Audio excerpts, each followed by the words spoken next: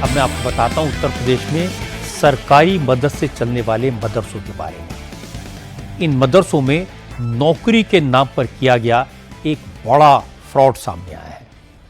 पता लगा कि मदरसों के मैनेजमेंट ने अपनी वाइफ, बेटे, बहू, बेटी, दामाद सब के सब लोगों को सरकारी नौकरी दे दी, सबको टीचर बना दिया।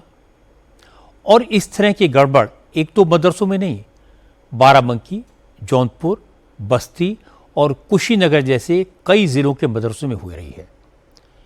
अब इनकी जांच की जा रही है।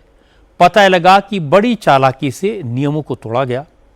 कानून यह है कि जो मदरसे सरकारी मदद से चलते हैं उनमें मैनेजमेंट अपने बेटे, बेटी या किसी रिश्तेदार को नौकरी नहीं दे सकता। इस नियम से बचने के लिए मदरसे के प्रबंधक इस्तीफा दे देते हैं, अपने किसी भरोसेमंद को प्रबंधक की कुर्सी पर बैठा देते हैं, फिर अपनी पूरी फैमिली को टीचर बना देते हैं और थोड़े दिन बाद प्रबंधक को हटाकर वापस खुद प्रबंधक बन जाए। ऐसे कई सारे केसेस सामने आए हैं। मदरसों में नौकरी के बंदरबाट कैसे हुई, मैं आपको इसके एक दो एग्जाम्पल देता हूं। बस्ती के कप्तानगंज में मदरसा अहले सुन्नत फैजुनबी है। इसके प्रबंधक मुनीर अली हैं, जिनके 5 दामाद हैं। पांचों के पांचों इसी मदरसे में नौकरी कर रहे हैं।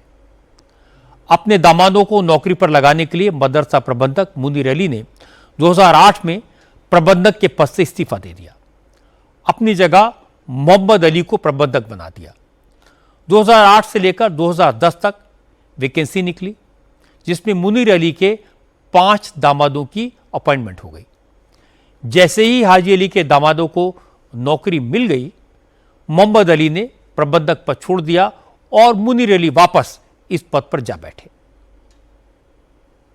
2008 में 12 जुलाई को मैंने रिजाइन दे दिया। सारे नियुक्ति प्रकरण जो है मोहम्मद अली द्वारा किए गए। उसके बाद में जो है 2013 में मोहम्मद अली ने ये कहा कि इतना कागज, पेपर, हिसाब किताब, सरकारी मामला है, हम ये नहीं देख पाएंगे, हम पढ़े लिखे कम है, हमारे बस की बात नहीं है। कल कोई घटना हो जाएगी, कुछ कम ज्यादा हो जाएगा तो हमको जेल की रोटी खाना पड़ेगा, इसलिए हम इस काम को नहीं देख पाएंगे, हम अपने पद से इस्तीफा दे रहे हैं। अपनी मर्जी से राजी खुशी इन्होंने जो है इस्तीफा यहाँ दिया लिखकर और डीएमओ के कार्यालय में जाकर के बयान हल्फी दिया इन्होंने। तो उस समय जो है हमारी मजबूरी थी, संस्था को कोई जिम्मेदार आदमी नहीं था देखने वाला, संभालने वाला। तो हम फिर वापस हमने कहा ठीक है, जब तक हम अपना आ जाते हैं इस पद पर और उसके बाद हम देखेंगे आगे, जैसा कोई जिम्मेदार मिलेगा तो उसको देखेंगे।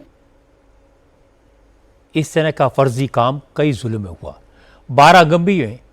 बाराबंकी में मदरसा जामिया मदीनुल उलूम रसोली के प्रबंधक अयाज अहमद थे।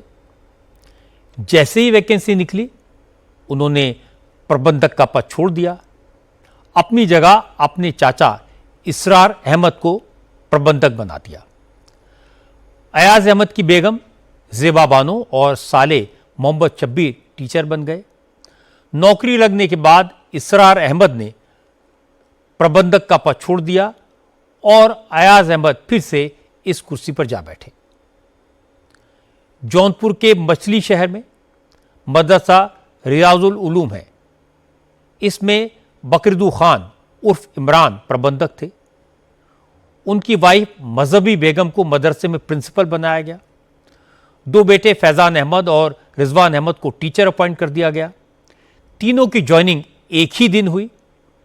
इसी मदरसे में मजहबी बेगम के रिश्तेदार महबूद आलम को क्लर्क की नौकरी मिली। दोनों रिलेटिव फरहत अंजुम और तहसीन बानो को भी नौकरी पर लगा दिया गया। जौनपुर के ही मदरसा अब्रे रहमत में प्रबंधक बाबर कुरैशी की बहू अफसू बानो को क्लर्क की नौकरी इसी पैटर्न पर दी गई। बाराबंकी के मदरसा जमियतुल फलाह में प्रबंधक अफसरी फहीम के बेटे मोहम्मद कशिफ और मोहम्मद आमिर को टीचर की नौकरी मिली। आजमगढ़ के मदरसा अशरफिया में तो हद ही कर दी गई। 2007 से ब्रिटेन में रह रहे शमसुल हुडा खान को 2017 तक सैलरी दी गई, जबकि शमसुल खान ब्रिटिश सिटीजनशिप ले चुके हैं। कुशीनगर के मदरसा मोहम्मद अतिया फैज़ रसूल में भी बड़ा घोटाला हुआ। इस मदरसे में प्रबंधक की फैमिली के 6 मेंबर्स को नौकरी मिल चुकी है। इस मदरसे के प्रबंधक मुमताज़ आलम सिद्दीकी हैं। उनकी बेटी तालिमुन्निशा इसी मदरसे में टीचर हैं। बताया गया कि तालिमुन्निशा मार्च में दुबई चली गई, लेकिन मदरसे के रजिस्टर में उनकी अटेंडेंस लगती रही, उन्हें सैलरी भी मिलती रही। अब इन सारे मामलों की जांच की जा रही है। टीचर्स की जो है उपस्थिति रजिस्टर का अवलोकन किया गया, जिसमें उनके 4 लगातार मतलब सीएल चढ़े थे। तो सीएल का एप्लीकेशन प्रिंसिपल से पूछे जाने पर उनके द्वारा ये अवगत कराया गया कि मेरे द्वारा ये छुट्टी नहीं चढ़ाई गई है, ये प्रबंधक के द्वारा चढ़ाई गई है। और वहां पर जब एप्लीकेशन हमें प्राप्त नहीं हुआ तो उन्होंने जो चीजें वो कह रहे थे वो लिखित रूप में प्रिंसिपल और लिपिक के द्वारा अवगत कराया गया। तत्पश्चात 14 तारीख को मेरे द्वारा एक प्रबंधक को नोटिस जारी किया गया। नोटिस में उनके द्वारा ये लिखित रूप से अवगत कराया गया है कि वो 16 फरवरी को ही विदेश चली गई। उस दौरान हमारे यहाँ मदरसे में 14 फरवरी को मदरसा बोर्ड का एग्जाम खत्म होने के बाद जो है वो छुट्टी हो जाती है कुछ दिन के बाद। तो छुट्टी पीरियड में वो जो है बगैर किसी सूचना के वो चली गई।